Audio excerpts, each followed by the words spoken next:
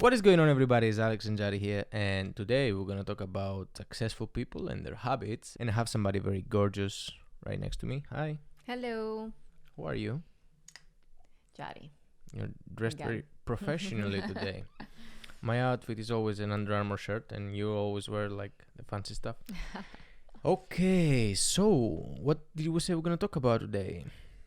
So, we're going to be talking about successful people's daily routines and also habits and their characters a little bit. Very good. You're always so much more prepared than me, but I'll try to wing this one as well. Okay, no, I have some notes actually. Okay, so first of all, before we get into the specific people, what are your success habits? I wasn't expecting that one, but I saw that in your face. For the people on the podcast. let me wing it now. Yeah, okay. So I think my successful habits is definitely starting my day off spiritually, having some time with my God that I believe in, praying, surrendering my day before it even starts to a higher power, doing something physically okay with me, like exercising or something like that, and taking care of my family. Very good. That's great. For me, I've had so much exposure to different ways that I feel a little bit confused of which way to go. But definitely getting some exercise, and it's just so good for me. And the days I don't, I really, really regret it. So that's one part. Exercise, getting your blood moving, feeling good. You feel accomplished because you got something done. Another thing is sometimes I try to chunk in my brain, although I should do this more in writing, what things can be grouped together so I can accomplish them like in the same block of time. And that has helped quite a lot. And other than that, I feel like successful people are so weird, don't you think?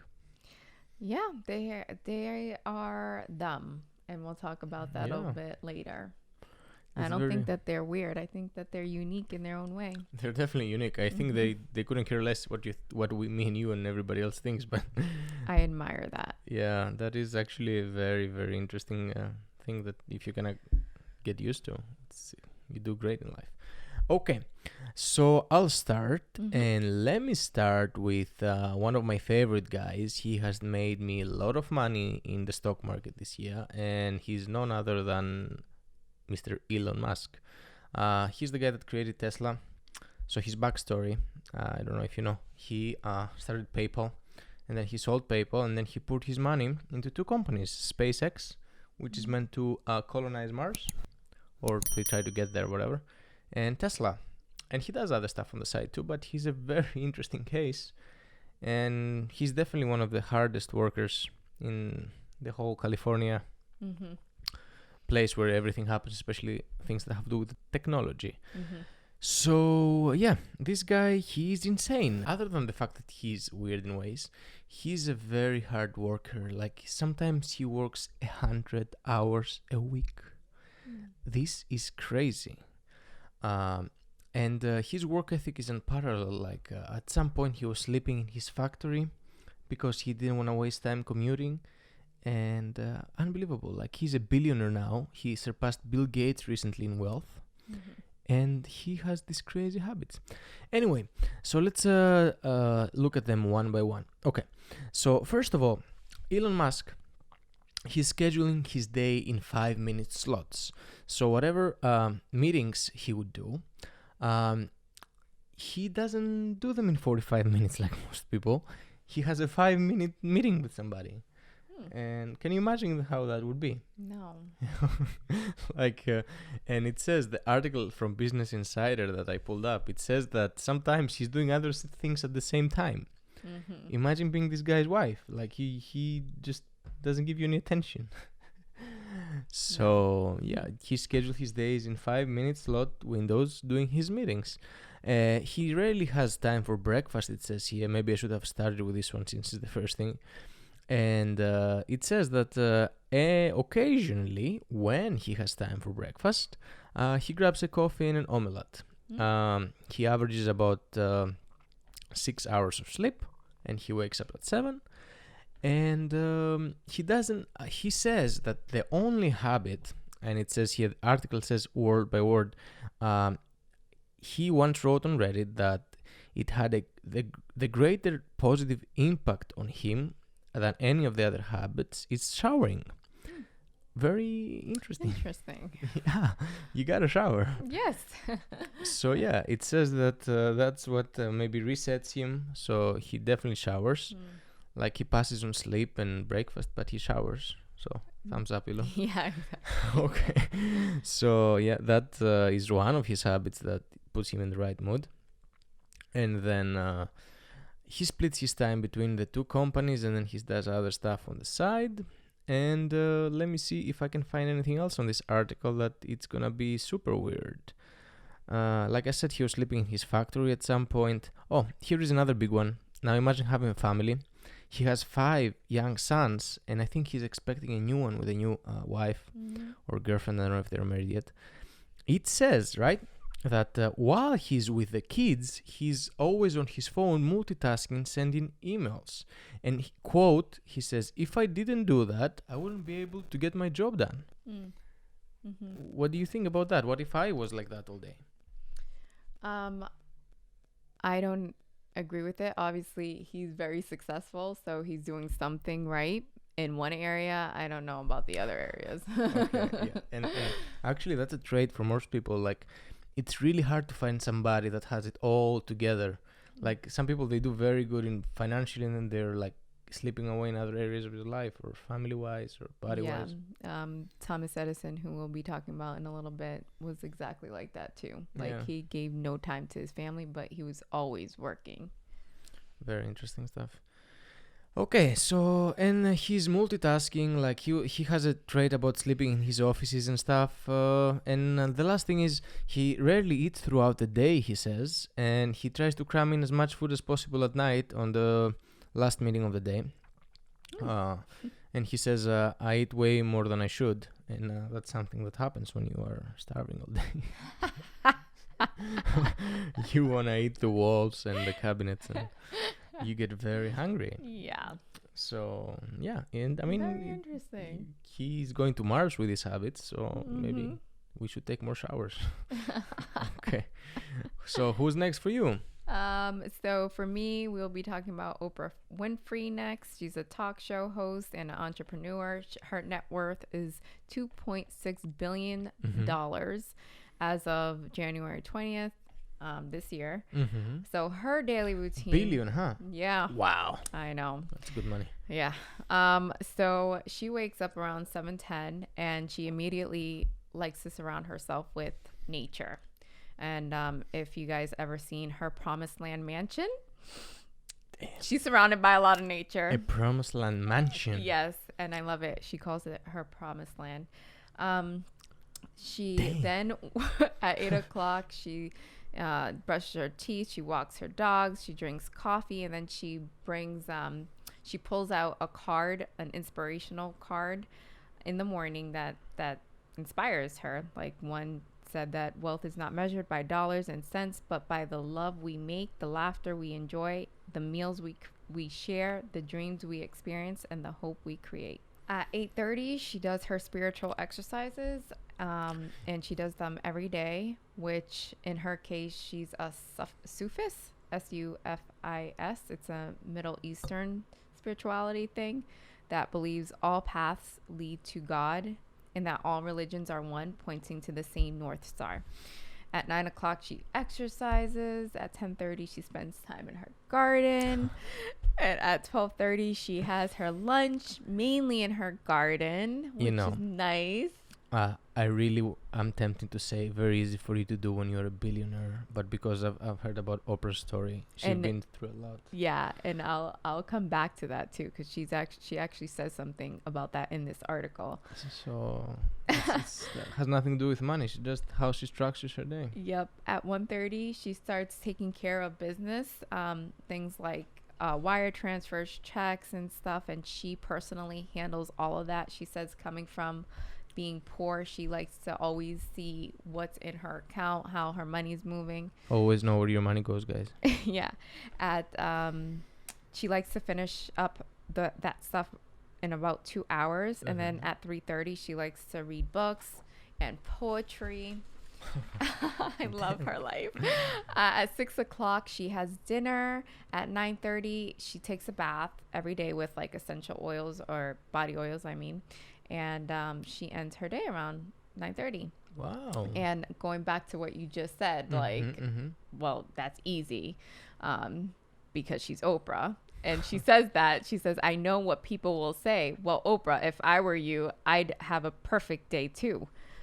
But she said, I've earned it. I've earned the ability to pay attention to every aspect and detail of the day. I have a great appreciation for the little things that add up to that big thing called a meaningful life. And that is absolutely true. Good for you, Oprah. All right, next. That's great. Okay, that was very good info. What do you say, promised land, or what is it? Her mansion, yeah, the promised land. Yeah, maybe we should drink some water from there. Okay, now I'll talk to you about somebody that's very dear to my heart. Somebody I really I used to, because he's dead, unfortunately. The whole world was sad. So I used to love this guy. I still love this guy. So everybody knows Steve Jobs, right? Super creative spirit, super interesting case. But his biggest thing, I would say, and many people can disagree, other than he was very blunt and rude to everybody, he wouldn't care if you gave a damn, like you do your job or you don't, like you're in or out. He used to see things as 1 or 0 or like gray. There is no gray, actually. It was black or white. There is no middle ground. Like you used to be either on the A team and you play with the big boys, or if you start sliding, like you were out. No tolerance. Wow. Yeah, and this kind of mindset created a culture in Silicon Valley by CEOs that used to mistreat their employees a lot. But if you're not Steve Jobs, you have to be a little bit polite. You know? So anyway, so he has a great biography too by Walter Isaacson. If you guys want to look it up, you're going to find out a lot of interesting things. An article I found here, it says he used to wake up around 6. He used to be like monk-like mentality. He went to Buddhism for a while, and he was very inspired by this culture. So he wakes up at 6, and listen to this, and many people know this, but I'll say it again. He will wear the same outfit every day. I mean, not exactly the same clothes, but it's the same outfit like multiple times. Like maybe he has a closet full of the turtleneck, the classic black turtleneck, and the blue like a uniform jeans. Yeah, kinda. Yeah, he loved this outfit. Like he had it all over his houses, and he had it like. And the justification for this, it was just like the monks. They wear the orange. Whatever that is. He says he doesn't want to waste time or make an extra decision in his day, and for that reason he chose not to have to decide that. He just chose the same outfit every day. That's funny. Yeah, interesting. So that is one of the things he does. And actually, although many people know him as very blunt, he would make time for his family. Like he would have breakfast with his family, and he would arrive at the office relatively late. He was a very free spirit. He would arrive at the office at 9 o'clock. Although many CEOs like Elon, they like to go there at 7 or like whatever. That's nice. Yeah, he would go there at 9, and he's very known, and this is where I got him from, very long walks. That was one of his huge habits. He would love to take long walks. He hated meeting rooms. Every meeting with important people, he would take people walk. That's cool. And it's funny because sometimes programmers are very overweight, so they couldn't keep up with him walking like an hour. Oh wow. So That's funny. So they would sit on benches and stuff, and it's unbelievable. Yeah. So yeah, he would go for very long walks. He would disappear for 2 hours walking. But he used to be a part of his creation process too. Like he used to imagine things. Like the iPhone was his creation. I mean, he had a huge team, but you know. Yeah. So very creative spirit. So long walks, and then he would take Another thing is he used to be a vegan, so he used to eat very lean, and then he would keep this up, but then he would struggle with it because he started being a vegan and eating very, very pure, like just fruits. It says here literally a fruitarian. Oh wow. And then he would go to just juices. He'd been through a lot with his diet. Then he moved into some yogurt stuff, and then he got fat at some point because he really likes sushi. Chubby, not fat. And at the end of this career, he went back to the veganism. There is pictures that he's seen so skinny, and he would refuse to eat like meat. Doctors have a very hard time with him. So anyway, he died of pancreatic cancer, I think. Yeah.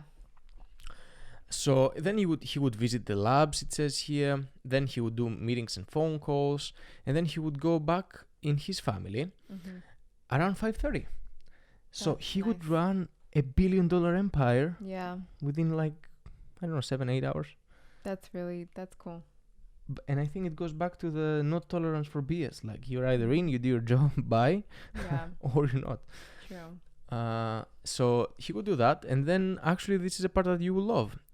He would walk with his wife for 1 hour. Very cool. His name was Lauren. Interesting character too. She's been described in the biography a lot. And then at 10 o'clock he does some music, meditation, and spirituality. So he loves to like feed his spirit a little bit at the end. Nice. It's cool. Very interesting. I feel like that's why he was so clear, because he's very known for his clarity as well. Like he used to be very clear of results and how he wants things. So he would feed his inner spirit a lot. I love that. Yeah. So cool. That's what I got for him, and God bless his soul, because he's rest gone. in peace. Yeah, but Steve we're Jobs. very thankful for what he created. Very thankful. Okay, what about you now? So I'm gonna butcher her last name, but Susan Wojcicki, she's the CEO of YouTube. Woo! Her net worth is $500 million. Wow. She is a mom of 5 kids. Dang. And And a wife. I don't really have much to say about her. She's pretty like not basic, because she's really successful. She stands up for moms a lot, like mom rights, and she's actually fighting for paid paternity leave. And you should see the YouTube like buildings. They have Interesting, huh? parking lots for expecting moms exclusively. Like, so that's really cool. She also has a 6 to 9 p.m. rule that there's no business at all. She does not talk about business. She leaves work. She's home by 6, and she just 6 to 9 p.m. everyday rule. So that's pretty cool. I love that. And she's not so specific in her plans. She likes to remain optimistic, because she is open to new ideas, and she wasn't expecting to actually join YouTube. Like, it kind of just fell in her lap. If you guys want, go check out her story. It's pretty cool. But she likes to remain optimistic. Very good. Yeah. And Miss Susan, if you're watching, can you please push this video so people smash that like button for the YouTube algorithm? We would really appreciate if like you take this video and make it fly. And thank you for your service. Yeah. We really appreciate this platform. I love this platform. I think you started to realize its potential too now, right? Yes, definitely. So thank you, Susan, for your hard work. Yes, and thank you for making motherhood important too, while maintaining a career. We never thanked Oprah, but okay. So well, she's not a mom. Yeah. And she's a billionaire. This lady doesn't even have $1 billion. Okay, so my turn. Okay, now we're getting into some interesting territory here. The third guy I will talk to you about, it is Mr. Everybody knows this guy, Albert Einstein. Super excited. Yes, a very interesting genius here, and I feel like after this guy, like everybody start like we have a different measure for genius. And he was interesting because, like we said before, although he's very known for his work in mathematics and like physics and his conceptual power, he was very interesting. Well, let me tell you a few things here. Okay, so first of all, he lived a very minimalistic lifestyle, which I love. I feel like things clutter, and you start taking up space, and the more space you have, the more places you have to put your things, and it just, I mean, she will attest to you, like, I take every inch of space I can find.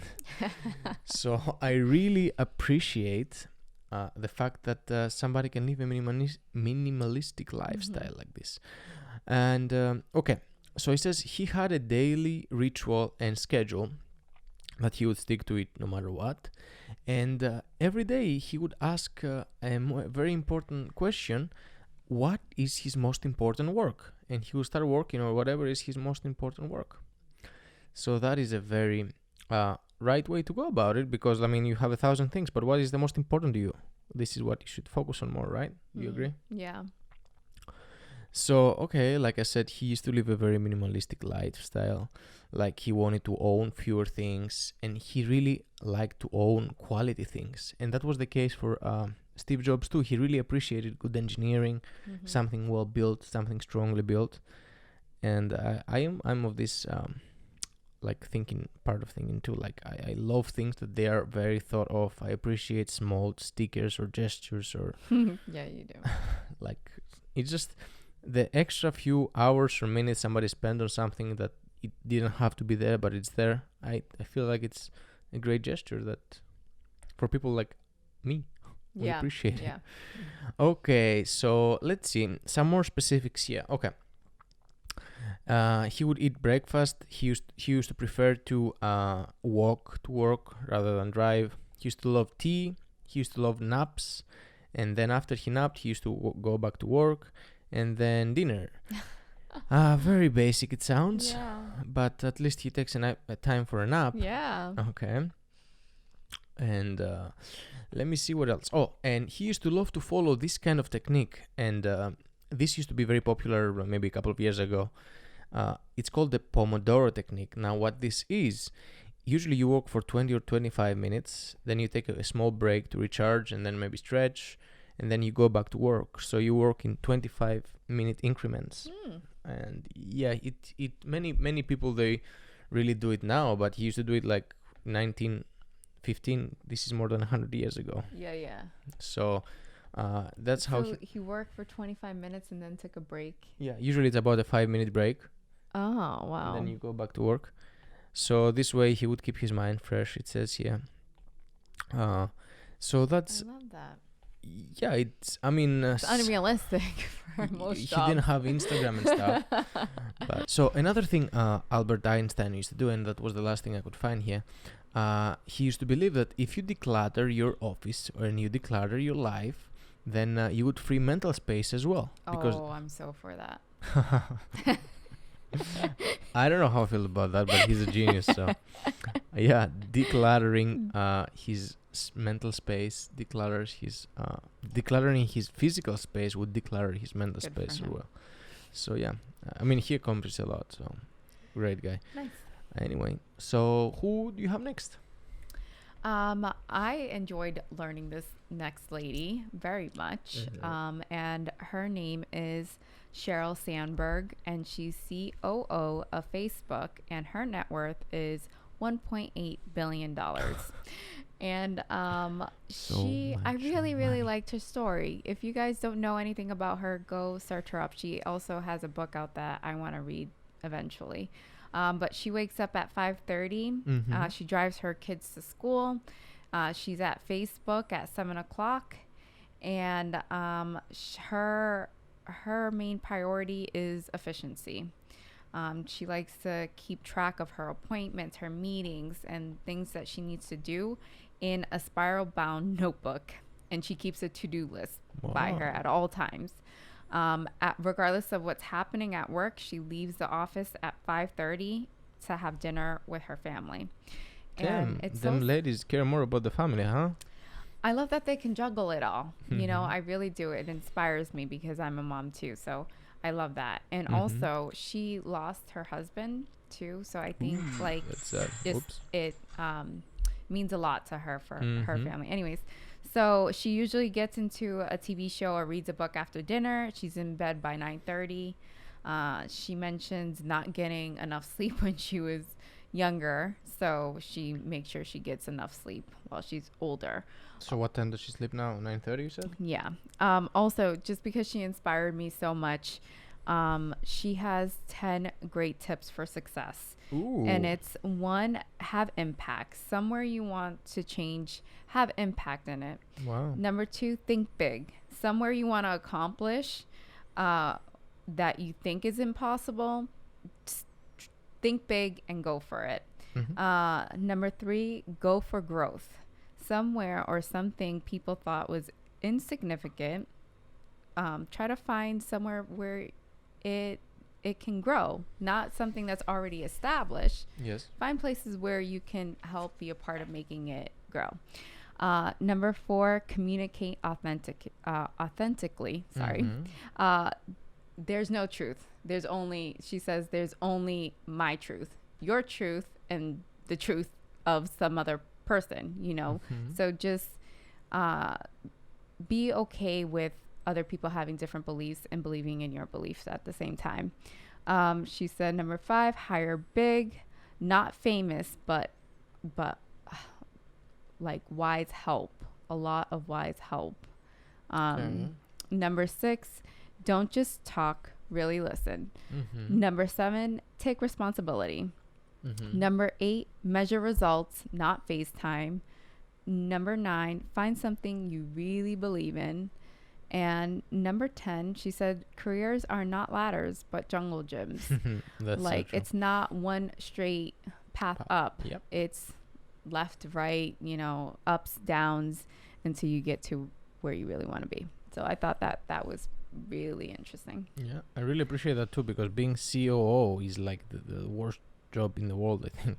Like, she's just like a CEO, like it's the head of a company, and then you have the CFO that deals with the financial, like it literally stands for C is chief, and then whatever the letter is, if you're a CFO, if you're the financial officer, if they're the E, or you're the executive officer. But if you're the COO, you're the operating officer. So this means that you're in the nitty-gritty day-to-day operations. Like, it's just so many to-dos, so many things to be done. Yeah, she's really inspiring. I would say go look into her if you don't really know who she is. Interesting. So then, what are we gonna do now? Do you want to talk about your last person? Then I'll talk about one more. Okay. So, after that person, I have my last person here. And this person to me is really interesting as well. And for the very reason that he's so busy and he seems to have it all together and very consistently, because it's one thing to achieve consistently and another thing to achieve once and then disappear. So the person I have here is The Rock. And I think he's one of the most followed person on Instagram. So the most followed person on Instagram, yeah.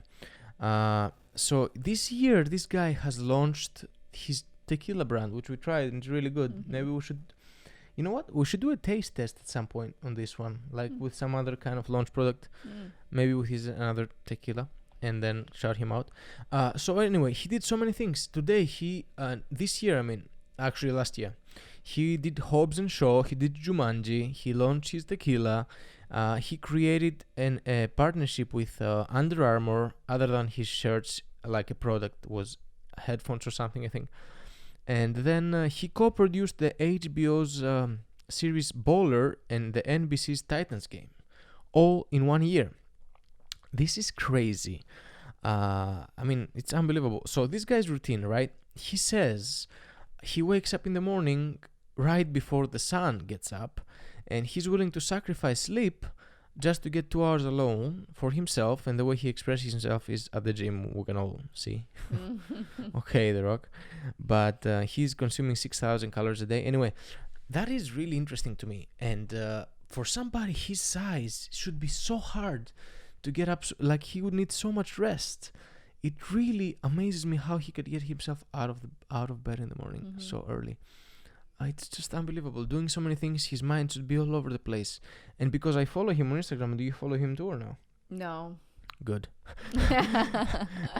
Yeah, he's all over his family, and like, he's just unbelievable. I love this guy. He gets it all done, and the worst part, he makes it look so easy. Like, it's like, okay, just 6,000 calories a day, like huge biceps, and I'll steal your wife or something.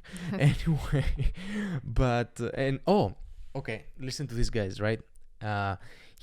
Because he travels, because of his filming, he has a 45,000 pounds worth of gym equipment that follows him on every location, and they set it up. He goes and works out, and then if the next day he's at a different place, they get this thing, crazy, and they set it up to a different location. Like, if I had this, I wouldn't have any excuse not to work out. That's funny. Yeah, so this is unbelievable. Like, I can only imagine how much all this weight, and I bet he just has his own plane or something. I'm pretty sure. Yeah, he does. I've seen the pictures.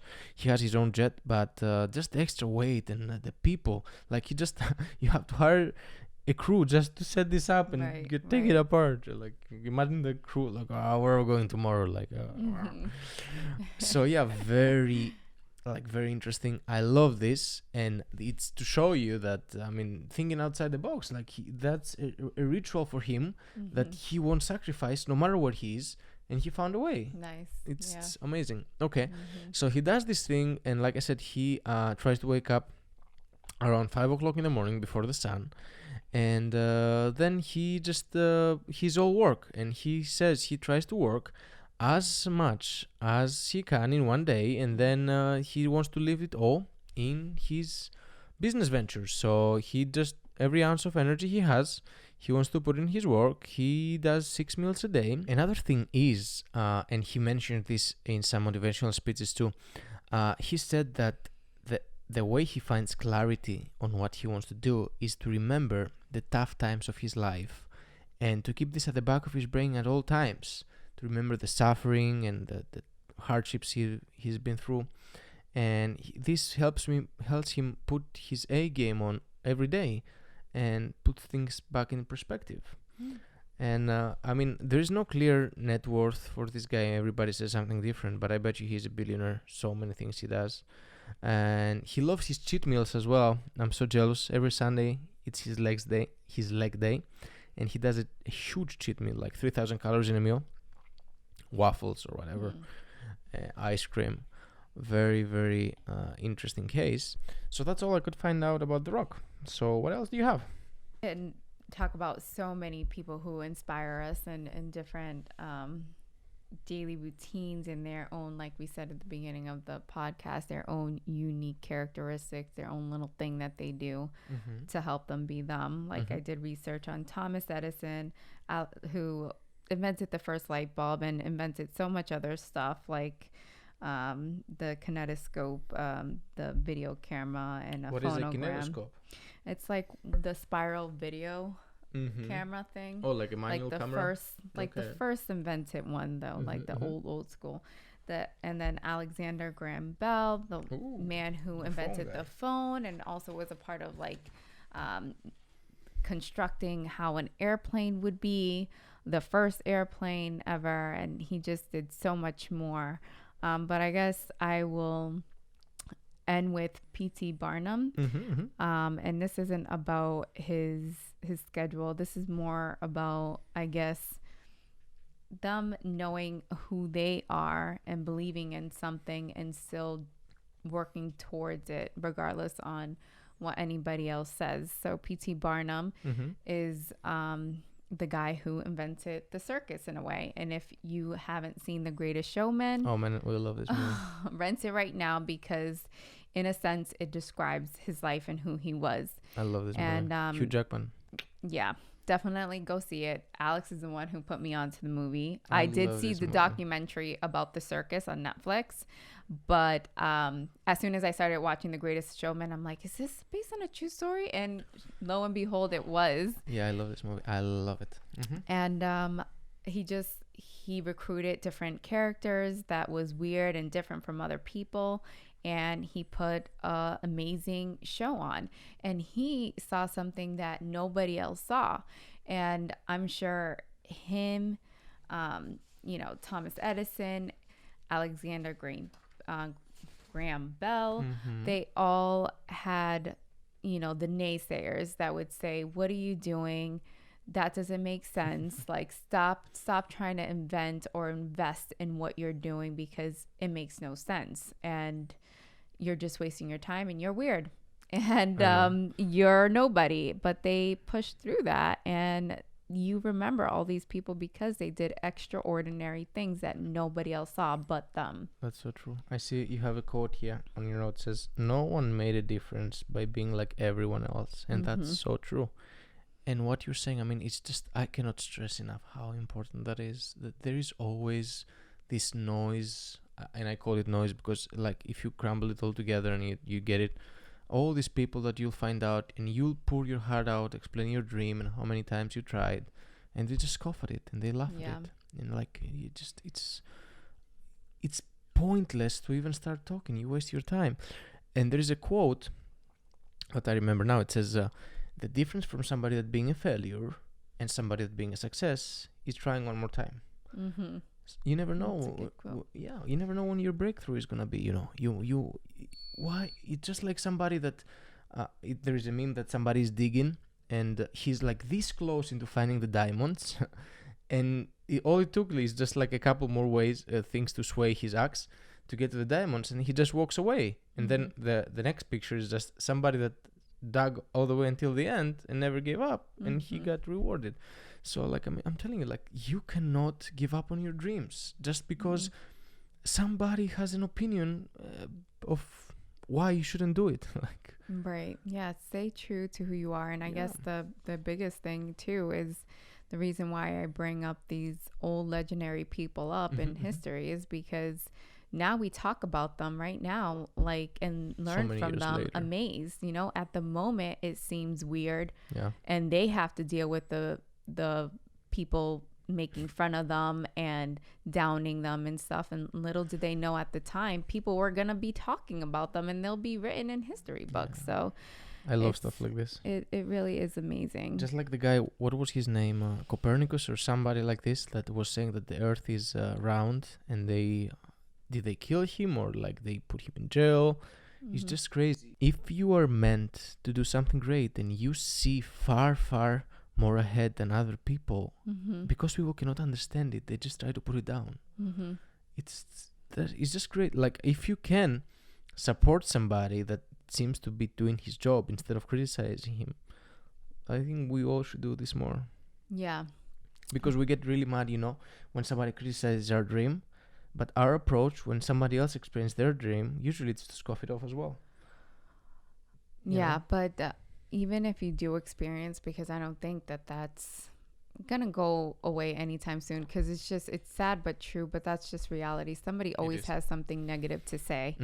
So just regardless on what anybody else says, I just feel like you should stay true to who you're meant to be, the gifts God gave you. And persevere, like, just keep at it, guys. Follow it, believe in it, like, show up every day, like what's her face from Sheryl, believe in something, stick with it, and regardless of what anybody says or how any society tells you should be, don't listen to it. Just stay true to yourself. There is nothing like the underdog stories, man. The underdog that everybody's making fun of, and then he breaks through and everybody's like, oh, I knew this guy. Just like Rocky, like, he's the underdog and he keeps defeating these guys. Like, I feel like that's the reason this movie became so successful, because he was the underdog that nobody believed in, and everybody saw themselves in that, because everybody has a dream, just very few are willing to go for it. Right. Yeah, it's so true. And also perseverance too. Like, just because one way didn't work out, try a different one. Like, and don't give up. Just because something didn't work out for you the first time doesn't mean you have to give up. Just Yes. like Alexander Graham Bell, one of his quote that really inspires me is, when one door closes, another one opens. But we often look so long and so regretfully upon the closed door that we do not see the one which has opened for us. What door is open for you to walk in that you can excel and prosper in? Exactly. Look for those doors. Exactly. I don't know. I love these people, man. Like, they're just, and I feel like they're very average. You know, they just had the courage, and they're exceptional. They're not average, but I mean, they're not too different than you or me or anybody else. I just feel they had the courage to go for it. Yeah. You know. And put the hard work that it required as well. And they made their systems, their daily routines, a part of making that dream work. And they committed to figure it out no matter what. Right. So with that said, guys, smash that like button. And thank you so much for watching. We love you. We're working on launching this podcast on Anchor, which is going to push it out to your favorite podcast networks like Spotify or Apple or wherever you get your podcasts. If you hear this there, we love you a little bit more. If you're on YouTube, like she said, smash that like button and subscribe. We didn't rehearse that.